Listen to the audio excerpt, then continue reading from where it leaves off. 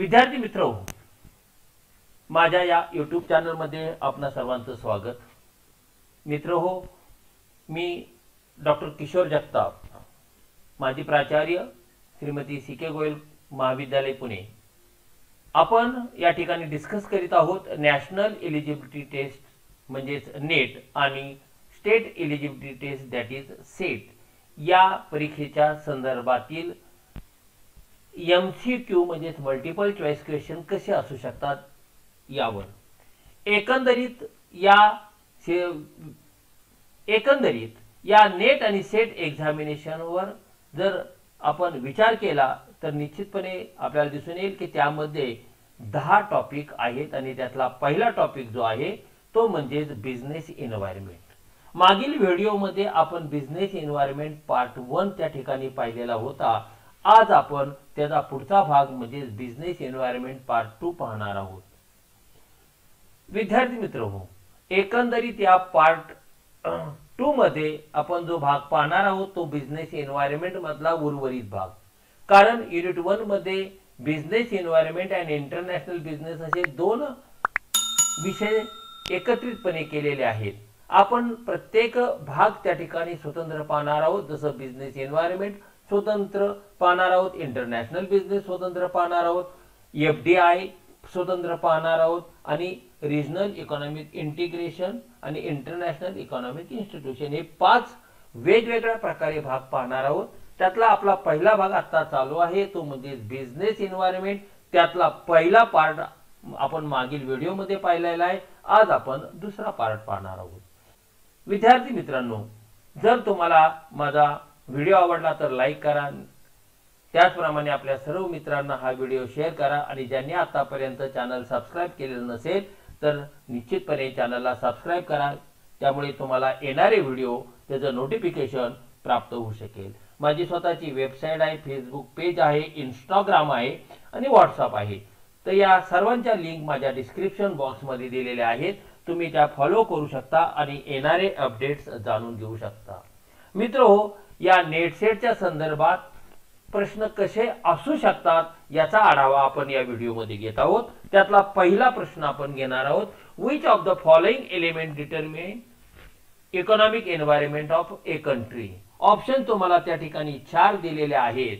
कुठला एलिमेंट आहे तर हा एलिमेंट आहे इकॉनॉमिक सिस्टीम अँड पॉलिसी। हा element determine economic environment of country, त्यामुळे आन्सर ए हे तुमचं उत्तर आहे। Question number 2, laissez faire policy is adopted in. ही पॉलिसी कुठे अडॉप्ट केली जाते? पुन्हा तुम्हाला 4 ऑप्शन दिलेले आहेत। त्यामध्ये मिक्स्ड इकॉनॉमिक मध्ये ही अडॉप्ट केली जाते का तर नाही, कम्युनिस्ट इकॉनॉमिक सिस्टीम मध्ये नाही, सोशलिस्टिक इकॉनॉमिक सिस्टीम मध्ये नाही, तर कॅपिटलिस्ट इकॉनॉमिक सिस्टीम मध्ये ही पॉलिसी अडॉप्ट केली जाते आणि म्हणून आन्सर आहे तुमचं B. Question number 3, which is equipment of monetary policy. Monetary policy जी आहे त्याची इक्विपमेंट कोणता आहे? एकंदरीत तुम्हाला 3 ऑप्शन दिलेले आहेत, चौथा ऑल ऑफ दिस दिलेला आहे। पहिला ऑप्शन आहे CRR that is cash reserve ratio, दुसरा LLR that is legal liquidity ratio, तिसरा ऍक्टिव्हिटीज ऑफ ओपन मार्केट। यापैकी कोणता आहे तर हे सर्व आहेत आणि म्हणून आपलं त्या ठिकाणी उत्तर आहे D, all of this. Question number 4, reason of decline of monetary policy is. कोणतं कारण आहे मॉनिटरी पॉलिसी डिक्लाइन होण्याचं? एकंदरीत 4 कारण तुम्हाला त्या ठिकाणी दिलेले आहे। त्यातलं ॲक्युरेट कारण आहे तो म्हणजे black money.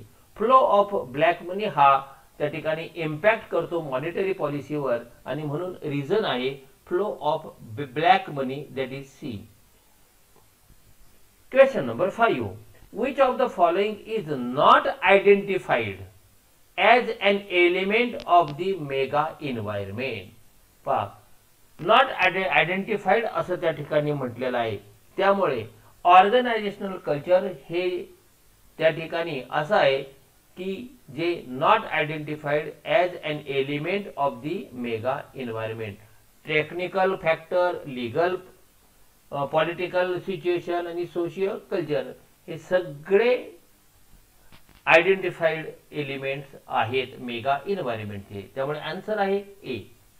Question number 6. What does the third sector refers to? कोणतं आहे थर्ड सेक्टर?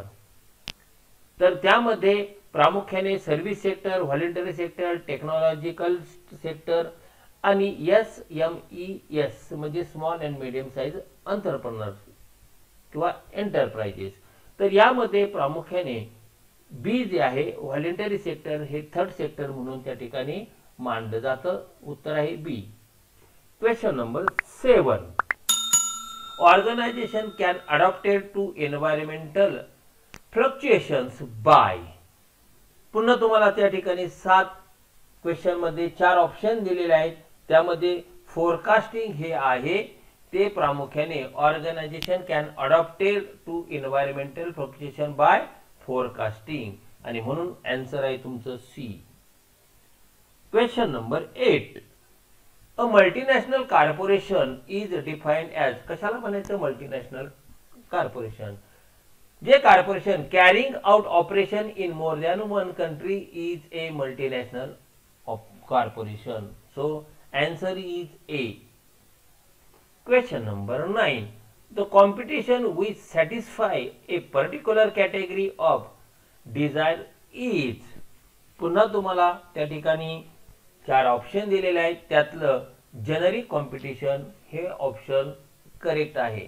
म्हणजे the competition we satisfy a particular category of desire is generic competition, not brand competition, not product from competition.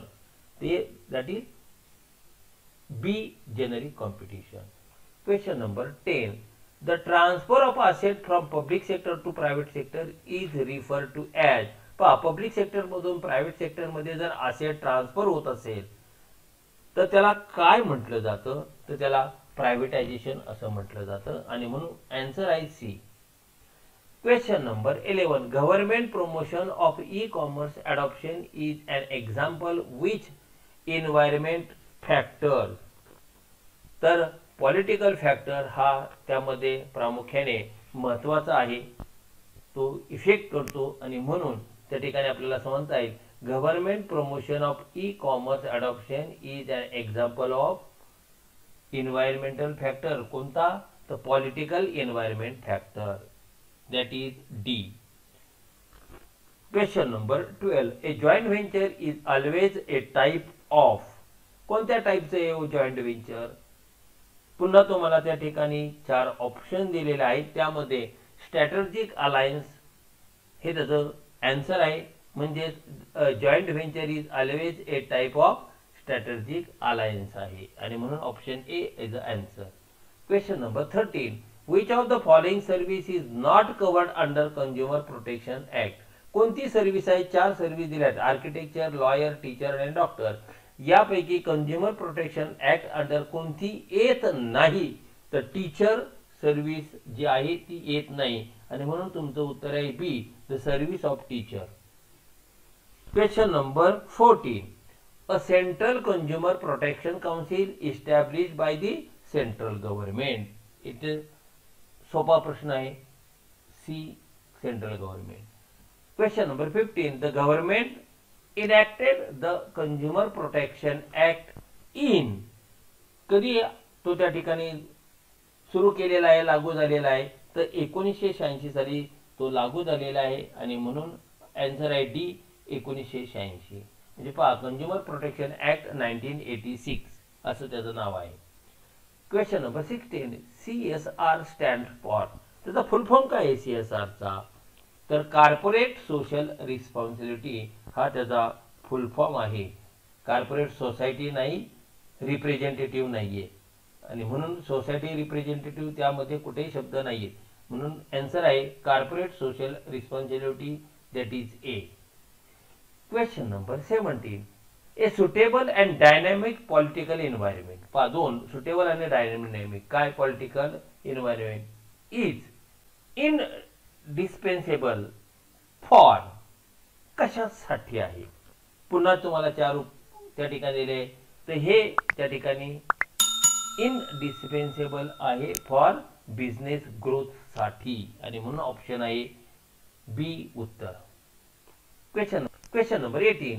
When was the FEMA came into existence. कधी FEMA अस्तित्वात आलेला आहे. तुम्हाला पुन्हा या ठिकाणी तारखा दिलेल्या आहेत 98, 99, 2000 आणि 2001.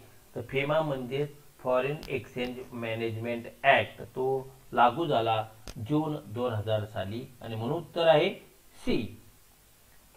Question number 19. Which of the following is not included in economic policy of government.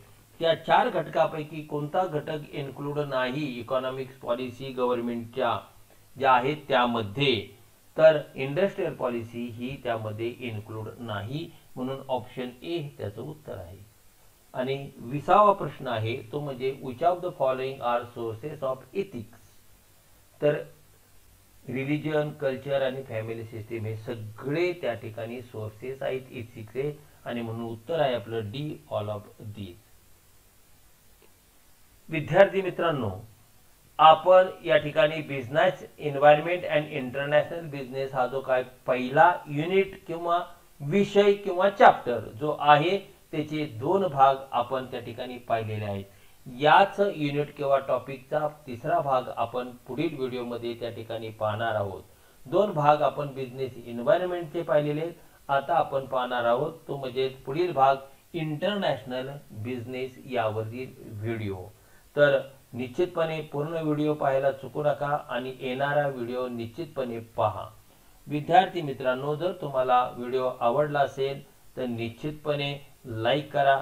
तुमच्या ज्या काही सजेशन असेल कॉमेंट्स बॉक्समध्ये त्या ठिकाणी टाका. व्हिडिओ आपल्या सर्व जे नेट सेट करू इच्छिणारे विद्यार्थी आहेत त्यांची तयारीसाठी तो शेअर करा आणि चॅनलला सबस्क्राईब करा. 27 डिसेंबर 2020 साली सेटची परीक्षा आहे आणि पुढील वर्षी पुन्हा तुम्हाला नेटची परीक्षा द्यावी लागणार आहे. परीक्षा आल्यानंतर प्रिपरेशन करण्यापूर्वीच तुमची पूर्ण तयारी तुम्हाला या व्हिडिओच्या माध्यमातून होऊ शकेल. त्यामुळे पूर्ण व्हिडिओ पाहण्याला त्या ठिकाणी विसरू नका. विद्यार्थी मित्रांनो, माझी स्वतःची वेबसाईट आहे, फेसबुक पेज आहे, इंस्टाग्राम आहे, त्याचप्रमाणे व्हॉट्सअप आहे. तुम्ही या सर्वांच्या लिंक ज्या डिस्क्रिप्शन मध्ये दिलेल्या आहेत त्यावर जाऊन तुम्ही त्या लिंक फॉलो करू शकता आणि येणारे अपडेट्स जाणून घेऊ शकता. त्याचप्रमाणे माझा ईमेल आयडी या ठिकाणी दिलेला आहे, त्याद्वारे सुद्धा तुम्ही माझ्याशी कम्युनिकेशन करू शकता. तर विद्यार्थी मित्रांनो, निश्चितपणे सर्व विद्यार्थी मित्राला हा व्हिडिओ शेअर करा आणि जर चॅनल सबस्क्राईब केला नसेल तर जरूर चॅनल सबस्क्राईब करा. पुढील भाग आपण पाहणार आहोत याच टॉपिकवरचा पार्ट 3. धन्यवाद.